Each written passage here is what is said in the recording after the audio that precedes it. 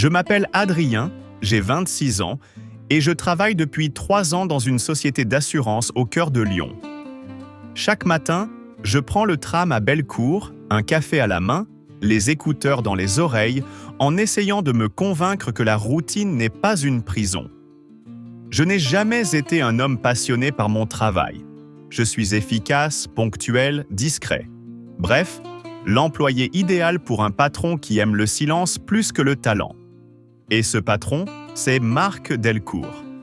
La cinquantaine élégante, costume toujours parfait, sourire poli, regard froid. Mais cette histoire ne parle pas de lui. Elle parle de sa femme, de Claire. Je l'ai vue pour la première fois un jeudi matin de novembre. Il pleuvait sur la presqu'île, une de ces pluies fines qui transforment les trottoirs en miroirs. Marc m'avait demandé de déposer des dossiers chez lui avant une réunion importante. Quand elle a ouvert la porte, j'ai oublié ce que je venais faire. Elle portait une robe beige simple, les cheveux relevés négligemment, une tasse de café à la main. Elle a souri, ce genre de sourire qui ne cherche pas à plaire, mais qui touche quand même. « Vous êtes Adrien, c'est ça ?» Sa voix était douce, un peu voilée. « Oui, Madame Delcourt. »« Claire, s'il vous plaît. » Elle m'a invité à entrer le temps que Marc descende. La maison sentait le café et la pluie. Sur la table, des livres, des fleurs séchées, un désordre vivant, tout le contraire de Marc.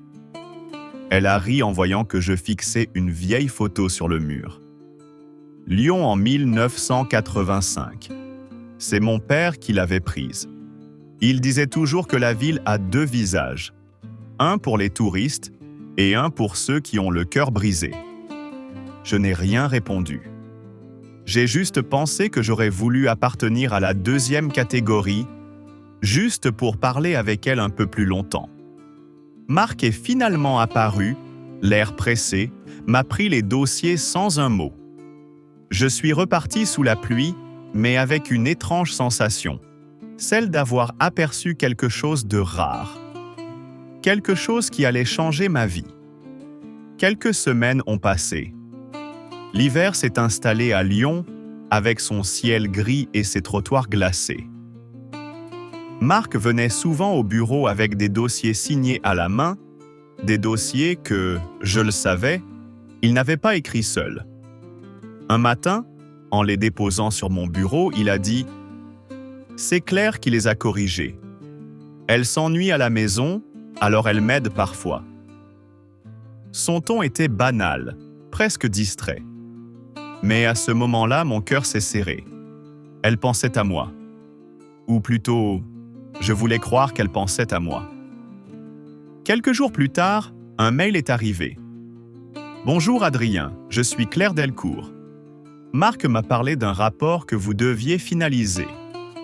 Pourriez-vous me l'envoyer pour relecture ? » Merci Claire. J'ai relu ce message au moins 10 fois. Chaque mot, chaque virgule. Et puis j'ai répondu, trop vite sans doute. Bien sûr Claire. Je vous l'envoie dans la journée. Le soir même, elle m'a remercié. Et à la fin du mail, elle a ajouté. PS. Vous devriez sortir plus tôt du bureau. Lyon est belle la nuit, surtout près du Rhône.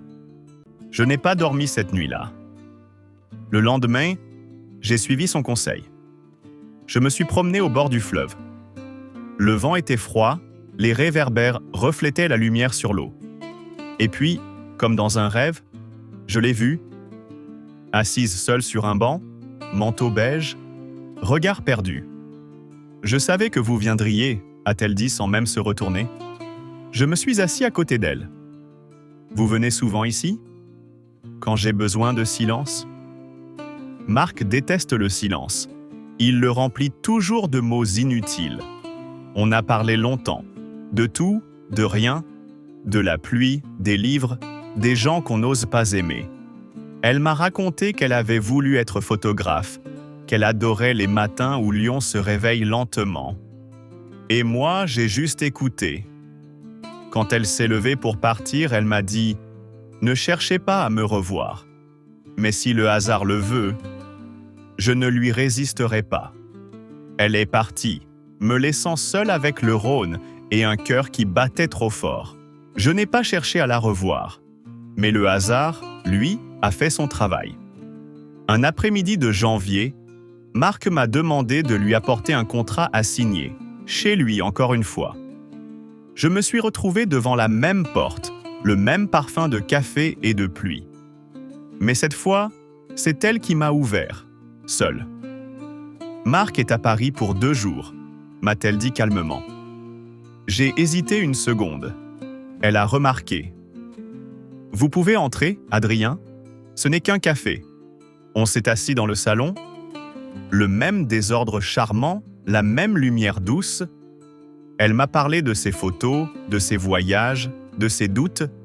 Et moi, j'essayais de me convaincre que je ne ressentais rien.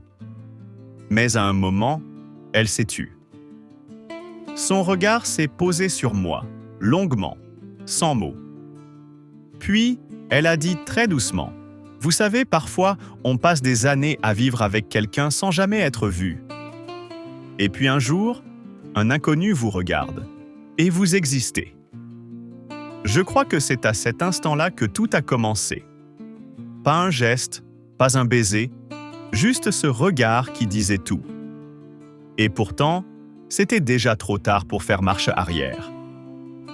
Les jours suivants, on s'est écrit. Au début des mails discrets, puis des messages qu'on effaçait aussitôt. Des phrases simples, « Je pense à vous » ou « Lyon est belle ce soir ». Mais dans chaque mot, il y avait tout ce qu'on n'osait pas dire. Une semaine plus tard, elle m'a proposé de la rejoindre dans un petit café près des quais du Rhône.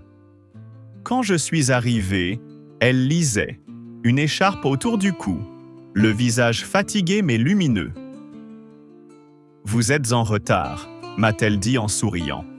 « J'avais peur que vous ne veniez pas. » Moi aussi. On a parlé encore, mais cette fois, les silences disaient plus que les mots. Elle a posé sa main sur la mienne. Rien qu'un instant.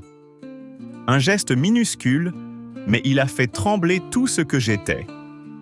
En sortant du café, il pleuvait légèrement.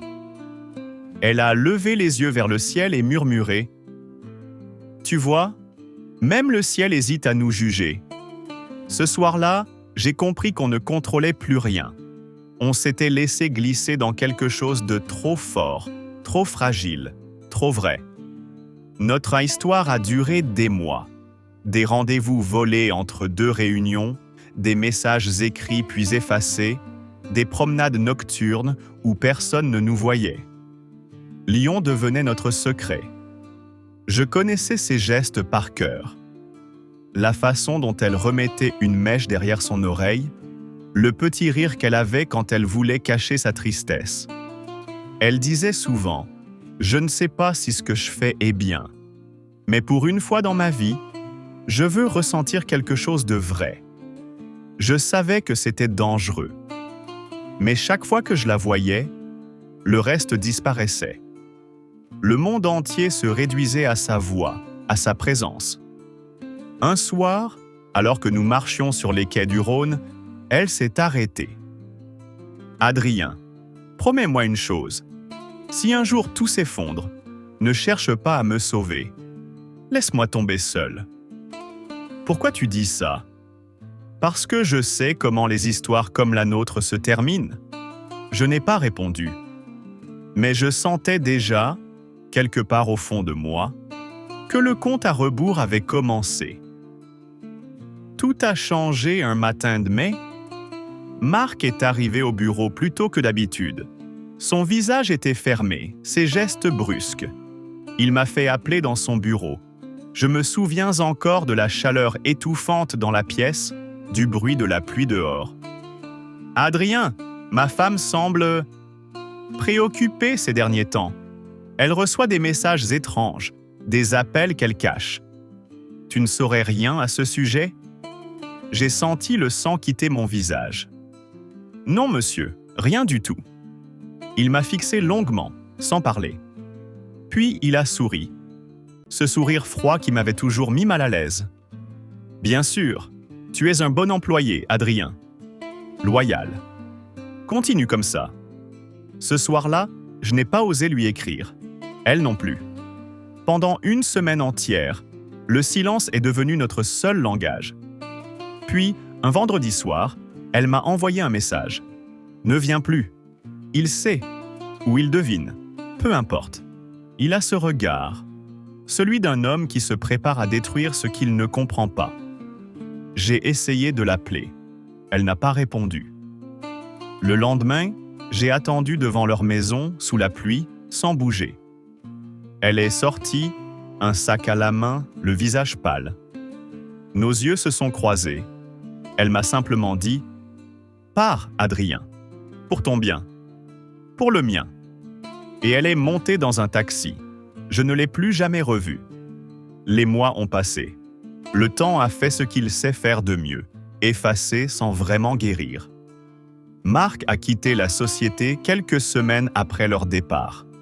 On disait qu'il avait accepté un poste à Genève. Moi, je suis resté à Lyon. Chaque matin, je passe encore devant le petit café où elle m'attendait parfois. La serveuse me reconnaît, me salue d'un sourire discret, comme si elle savait. Parfois, je m'assieds à la même table, commande un café noir et j'écoute la ville respirer autour de moi. J'ai essayé de l'oublier, vraiment. J'ai même cru y parvenir, jusqu'à ce qu'un soir, en marchant sur les quais, je sente ce parfum familier dans l'air. Un mélange de pluie, de café et de lumière. Aujourd'hui encore, quand le vent souffle sur la ville et que la lumière devient dorée, je crois la voir au détour d'une rue. Et je me dis que peut-être, quelque part, elle pense à moi aussi. Pas avec douleur, mais avec cette douce mélancolie qu'on appelle en français le souvenir.